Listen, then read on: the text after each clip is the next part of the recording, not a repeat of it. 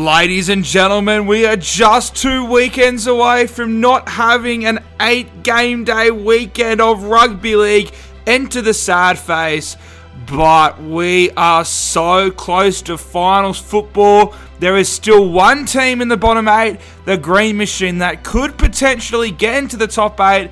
But outside of that, last week it was a pretty disappointing round of football outside of that last game between the Knights and the Canberra Raiders. But we did go 6 from 8. That gives us a score now of 119 tips out of 176 matches. I should also point out that not included here was the NRLW tips, which are now live on the NRL tipping app, and I got them all of them right. So I am the king of the NRLW.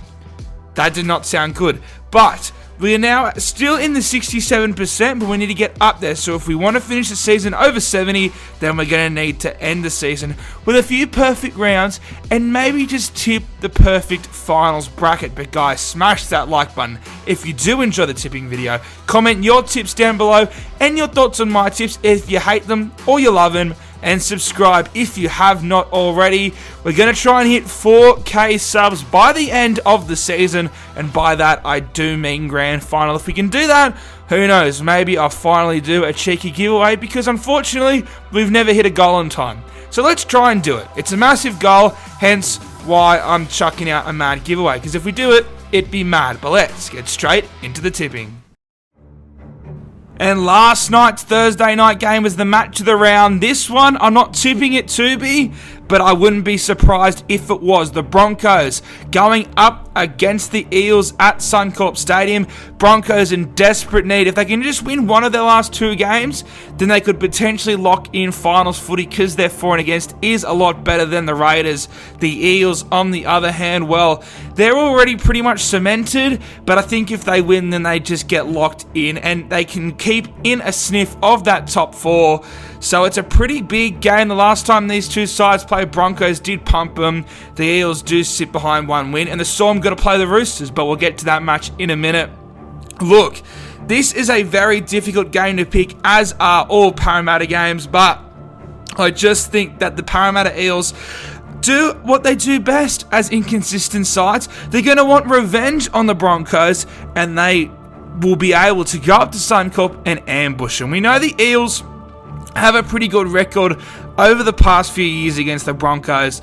They'll be wanting to bounce back at Suncorp Stadium, though, Brisbane, but both sides haven't made too many changes besides the extended bench. I won't be surprised if the Broncos do make some late changes. Brenko Lee does come back in, but they conceded 60 points last week, and I'm not sure how much of an impact Brenko Lee is going to make, with the greatest respect.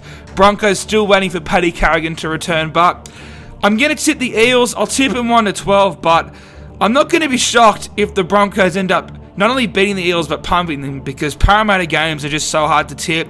I think Parramatta know, as do all the top sides that are sort of around that 5th to 7th spot. Honestly, including the Broncos, still chuck them in the mix. They know that top 4 is crucial if you want to go on a run. And that second grand final spot against Penrith is wide open, and you don't want to be on that side of the draw. So I think the Broncos will be trying to avoid 8th position. I don't know how the finals work, so I don't know what position you want to finish, but let's just go with that. The Broncos, Eels, winner can keep their top 4 hopes alive and could pretty much cement themselves in the top 8. But Raiders fans, they'll be wanting the Broncos to choke this one. The first game on the Friday is the Penrith Panthers, and they welcome back both Jerome Luai and James Fisher-Harris, hosting the New Zealand Warriors. And yeah, there isn't too much to say. One of the games where one team, I guess Penrith have nothing to play for. They've already wrapped up first position, but they look so hungry at the moment. I'm surprised Luai's playing. I won't be surprised if Ivan just rests these boys, because he didn't rest them last year, and they played South Sydney, who rested all their players, and South Sydney ended up beating them week 1 of the finals. So there could be some late changes. It's crazy to think, though, that Penrith are without arguably the best player in the world, and they're still paying $1.03, and the Warriors are paying $13 to 1. God, it's crazy. But the Warriors, it's just caught up to them all that time in Australia. I know they've gone home recently, but they were pretty valiant in 2020. Last year was disappointing, and this year it just sort of feels like it's the end of this little COVID cycle. At least I hope so, but I expect Penrith to win, especially at home, and I expect them to win at 13+. Then the main game on the Friday, the match of the round, the Storm going up against the Roosters. Once again, Cameron Munster named in the halves. Won't be shocked if him and Meaney swap, but the Storm, they are back. Well, are they? And are Roosters true contenders? I think we'll find out who is the biggest challenger to Penrith in this game, because in a completely topic that would be for a better video, I don't think the Cowboys and Sharks are just quite on that level yet, but I definitely think the Roosters have the roster, and the Storm have proven over the past few weeks that they certainly can. Nelson has been a menace on the edge, but he moves back to the middle for Felice Kaufusi. That makes sense. Felice Kaufusi still not probably on the premier back rowers anymore, but still a high quality player. The Roosters, they welcome back Lindsay Collins. Honestly surprised he's not out for the rest of the year, and they welcome back Takiaho. We know how good Lodge and Warrior Hargreaves have been, and now they add a Queensland and the Tongan captain to their bench. So it's amazing how long it's taken, but the Roosters look like they're finally kicking into gear. And who would have thought that all it took was putting your back rowers and your halves in the position they played most of their careers instead of swapping them around? Look, Robbo's obviously smarter than me, but I don't think it took a brainiac to figure out what worked and what didn't. But in saying that, it's in Amy Park, Melbourne. Storm are favourites, and for that reason, if you're behind in your tipping comp or you're leading and want to keep that lead going, I'd go the Roosters. I think the Roosters are on the up. The only thing that maybe concerns me about the Storm is how good their defence has been, but I think we've seen the Storm's weak point be their forward pack. That's what's been the dominant part of the Roosters game, despite how good their backline is. So I'm going Roosters, only 1-12, and let's hope for another magical game between the two teams that have dominated for the past decade. Saturday kicks off with a game that I thought could be a top 8 decider. Instead, it might be locked in for a Canberra Raiders win. They host the Manly Sea Eagles. Manly's squad is decimated. The Raiders haven't changed. Look, Manly's season, it died with the rainbow jersey, which is crazy to think. The barbecue gate breaking COVID rules has had the same impact as trying to do the right thing. Manly, there must be a divide. Something is going on in that club at the moment. I mean, it was Foran, Dylan Walker, Marty Tapau, and Andrew Davies' final game for the club, and they got pumped. As for the Raiders, they got scared last week, so I wonder if they're not going to be as complacent this week.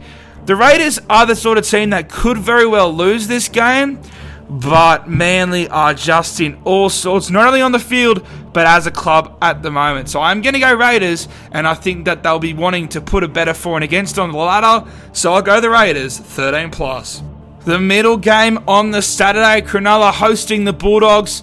The Sharks, well, they probably want to snatch a home preliminary final because they're looking red hot. The Doggies, they've sort of fallen off now. It seems that ever since Serrato's gotten the gig that the Doggies have just fallen off a little bit. So I'm not going to read into it too much. I don't think it's got anything to do with Potter, but another one of these games where it's a team obviously fighting for something major. Another team is just out of it. There's nothing to play for the Dogs. Besides some of their young guns, I mean, there's obviously pride and stuff to play for, but Cronulla, they're on a different level at the moment. How good is it to see Matty Moylan back playing his best footy? But there's not much to talk about here. I'm going to go Cronulla, 13+. The final game on the Saturday is another contender for match of the round. The Rabbitohs hosting the North Queensland Cowboys. Cowboys have been on a bit of a slump. Picked up a pretty good win over the Warriors last week, but it is the Warriors. The Rabbitohs get a long layoff, and I think they might be a bit embarrassed because as good as last Thursday night's game was, they lost to Penrith without their 3 best players, and they think they are one of the contenders. It's going to be a cracking game, this one, and who knows, the Rabbitohs still could technically fall out of the top 8, and if they are to lose this week, it sets up a belter next week. The Cowboys, they're trying to hold on to that home preliminary final, and I feel like if they are to play the Sharks, then that'll basically, whoever can win that puts themselves in a really good position to win that preliminary final and go into the GF. And if you lose it, then you might end up having to play the Roosters or the Rabbitohs or Storm week 1.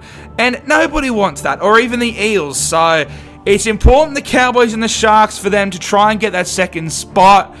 But in saying that, I think the Rabbitohs will want to bounce back, lock themselves into the top 8, and I'm going to go the Rabbitohs 1-12. And then a huge doubleheader on Sunday, kicking off with the Tigers playing the Dragons. A pretty important game, this one. So many changes for both sides, but the reason I say that is because despite how poor the Tigers have been for the past decade, they don't want that first wooden spoon. They've already suffered their biggest loss in the franchise's history. They were my tip for the spoon, and I'm sorry, Tigers fans, for that reason and that reason only, I'm going to go Dragons 13+. And the final game on the Sunday, Gold Coast hosting Newcastle, another snooze fest. Titans, they could have rebounded and got 2 wins in a row up against the Dragons after the win against Manly, but they didn't. In fact, it was pretty poor. They lost 14-0 after getting the send-off when they had all the momentum. As for Newcastle, they probably should have won as well. So 2 teams that, for a lack of a better word, choked last week going at it. I'm going to tip Newcastle, just for the fact that I think they showed enough last week. But to be honest, I could not care less. But shout out to Matt Croker, who has been a find for Newcastle.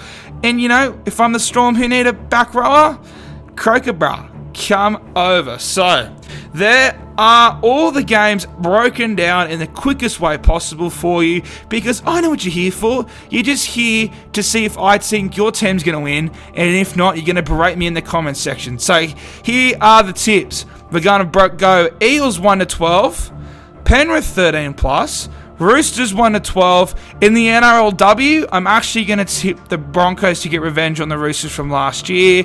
We're going Raiders 13+. We're going Sharks 13+. Rabbitohs 1-12. The NRLW game, no, you know what? I'm tipping the Dragons.